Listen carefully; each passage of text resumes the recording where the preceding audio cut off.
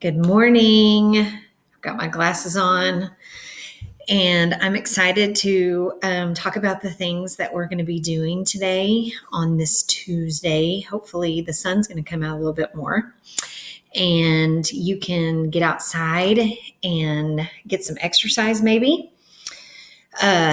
Take the dog for a walk, or remember, you can work on activities that the specials teachers have uploaded for you to work on during the week. Those were located in a SMORE email that were sent to your parents on Friday. And work on the activities that I have for you today.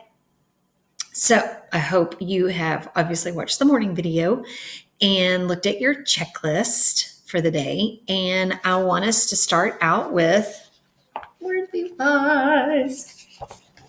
Haven't you missed Wordly Wise? We're going to go ahead and just have grace on lesson 7. I know we were scheduled to have a test over lesson 7. And we did a great job on 7E. So that was our test. I'm ready for us to move on to lesson 8. So I want to go over some of the words. So if you will grab your Wordly Wise book and turn to page 86 in your Wordly Wise book here. Here we go. Let me move my cursor. Okay, so you're also going to need your highlighter. If you don't have a highlighter, find something close to a highlighter, a yellow colored pencil, or so that we can go over these words and definitions together. All right. So I'm going to go ahead and have Jared, will you read the first word for me and the definition, and read the sentence for me? Oh, man. See, that's what we'd be doing if we were in class, but that's okay. You can read it out loud and pretend you're the teacher. You could teach your Wordly Wise words to all your stuffed animals and set them up and play school. That's what I used to do when I was younger. I loved to play school. I'm sure you can believe that. So the first word is ancient, and it's an adjective. We know what ancient means. It's a describing word. We know it means very old and from a long time ago. The ancient city is full of beautiful old buildings. Okay. The next one goes well with ancient. It's a century. And if you think about it, the first part of that word is C-E-N-T, cent. We think of cent, we think of money, we think of a penny. How many pennies does it take to make a dollar? Let's read the definition. A century is a period of 100 years. So this is a noun. It's a thing. It's a period of time. How long? A century ago. The 21st century began on January the 1st, 2001. So do not confuse, and sometimes we do, we get decade and century confused. A decade, deca, meaning class. 10, very good. And century, meaning 100. All right. Y'all are so smart. The next word, chamber. It has 2 definitions. One, a noun. It's a room. The queen always has breakfast in her chamber before she comes downstairs. Well, my. Then, when it is a plural noun, that's where it says in your book, the little N, we know that stands for noun. And then next to it, it says PL. That stands for plural because it ends with an S, chambers. It's an office or a group of offices. Lawyers for both sides met in the judge's chambers. And that happens every day. They are having meetings in the Capitol in Austin right now with our governor, and they meet in his chambers to discuss things about what's going on in our state right now and the best ways to help keep us all healthy. So don't forget to go wash your hands today and sing a song for 20 seconds when you do that. Okay, back to Wordly Wise. Descend. It is a doing word. It is an action word. So it's a verb. It means to go or come down. The plane slowly descended to 2,000 feet. Now, when we read our book, Hatchet, we know that the plane that Brian was in descended down into a lake. So it was losing altitude while it descended. So that's a great way to think of that word. Now, a form of the word is descendant. And it's a noun, and it's one who has certain persons as one's parents or grandparents, etc. Okay, so let's look at the sentence because that helps us to understand. The writer Alex Haley was a descendant of Kunta Kinte, who was enslaved and brought to America from West Africa in 1767. So, in other words, he had a family member that lived in the 1700s, and he was one of his relatives, or he was one of his descendants. So you have great grandparents. And you can go back generation after generation or after generation, and you can find things on your family tree now, meaning like, what country did your great, great, great, great grandfather come from? You are a descendant of that person. So you think of stairs, you're going downstairs, descending down the stairs. The plane descended out of the sky. So you are a descendant of your family members that were before you. So I hope that helps when you're using that word. Okay, next word is entry. It's a way in. The thieves gained entry through an unlocked window. Or it can be each separate item in a diary or a list. So both of those definitions are noun. You can make a diary entry. You can make a journal entry. And that's how we use it when we're talking about our ELA spiral. You could go and point out an entry point into your room, which would be the doorway. This would be an entry into my kitchen area. I've moved to the kitchen because it's busy in this house. The next word is interior. It is an antonym of exterior. We know exterior is the outside. So its opposite would be interior. The inside part of something. That's a noun. The sun's interior is about 150,000 times hotter than boiling water. Wow, that's hot.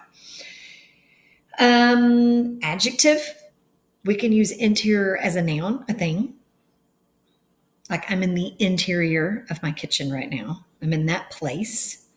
I can also make it into an adjective or use it as an adjective having to do with the inside part. What doors, Mrs. King, do you need oiling because they are making squeaky sounds? I need my interior doors oiled, please, because they are making squeaky sounds, not the exterior doors. So those would be the inside doors need oiling. Okay, that's the way to use it. The sentence here says interior doors do not have to be as strongly made as front or back doors. Okay, which is true. Your front door is usually made of a material that's metal or thick wood, and we'll say it's a sturdier door, your exterior door. It's a solid, Mr. King just said, compared to your interior doors in your home, like to your bedroom. It doesn't have to be as solid as your exterior door. Okay, moving on. Intrude. It's a verb. It's to come or go in without permission or welcome. I'm so sorry. I didn't mean to intrude on you while you were working. But you know what? That's been going on a lot around here, but that's okay. We're full of grace.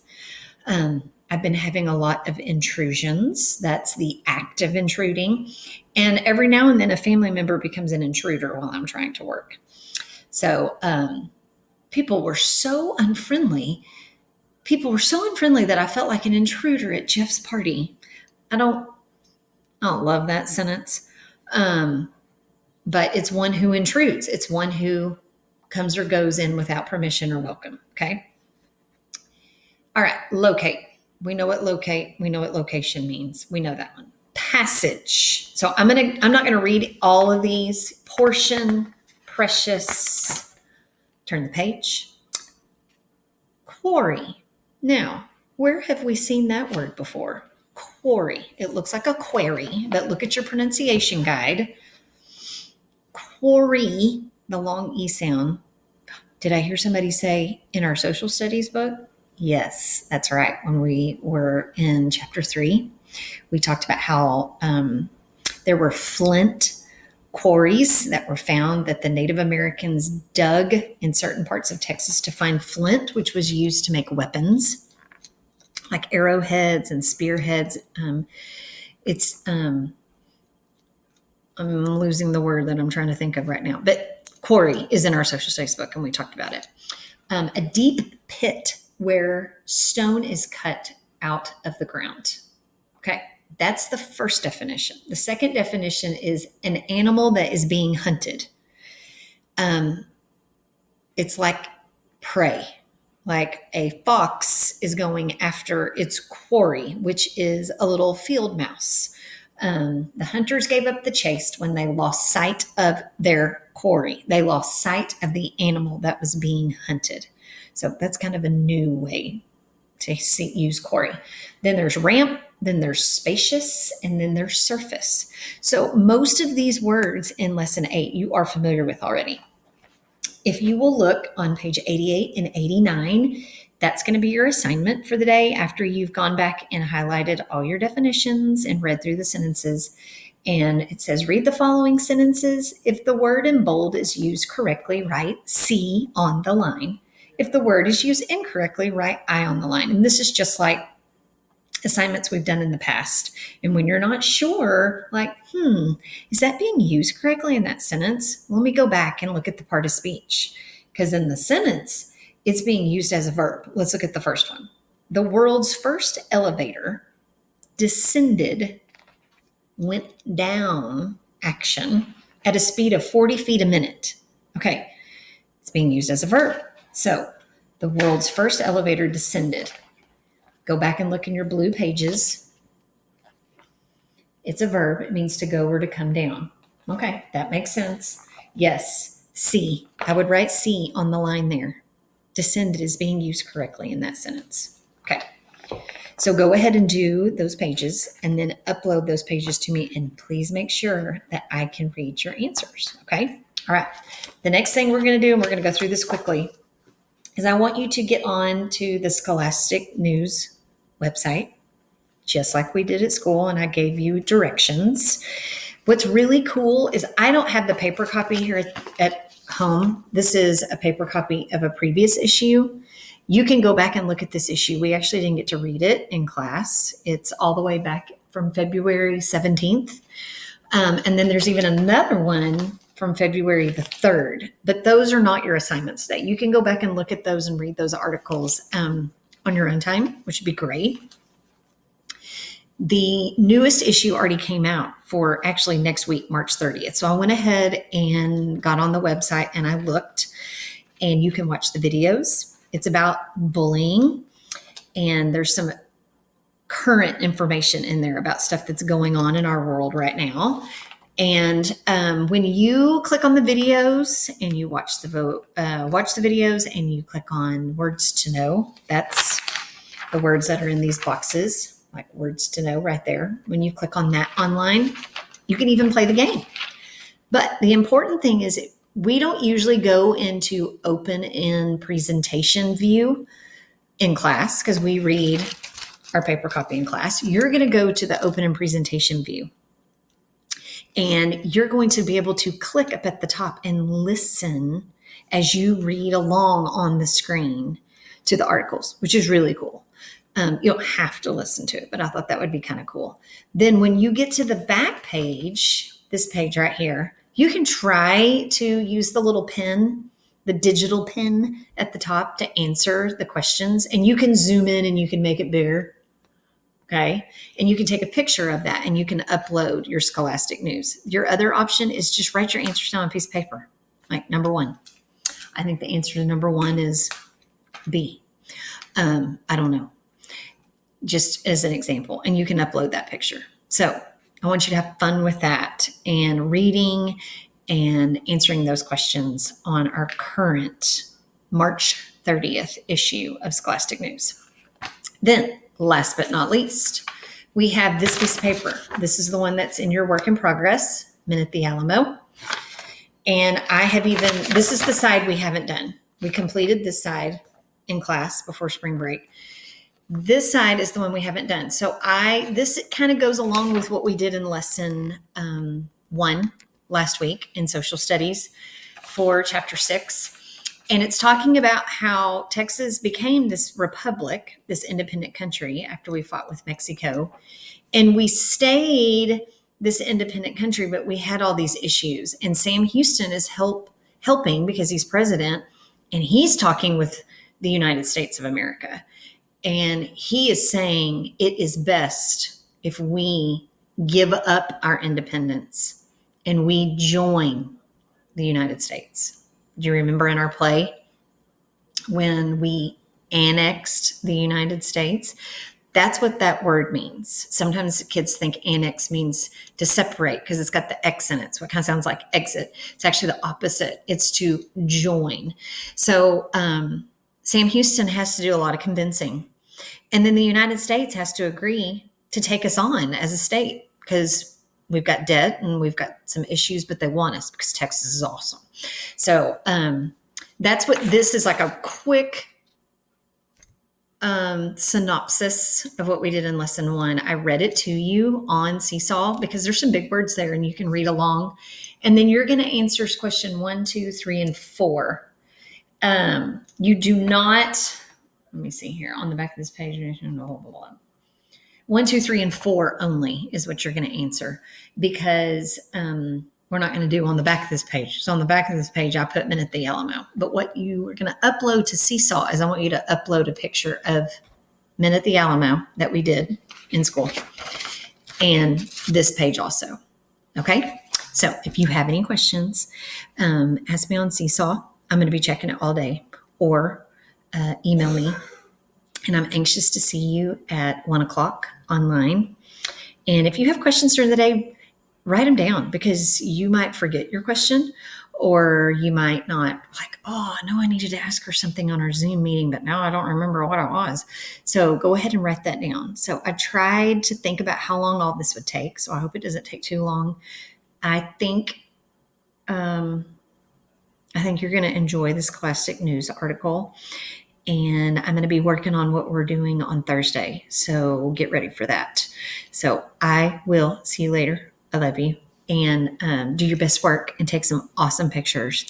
And y'all are awesome. Okay. All right. Bye.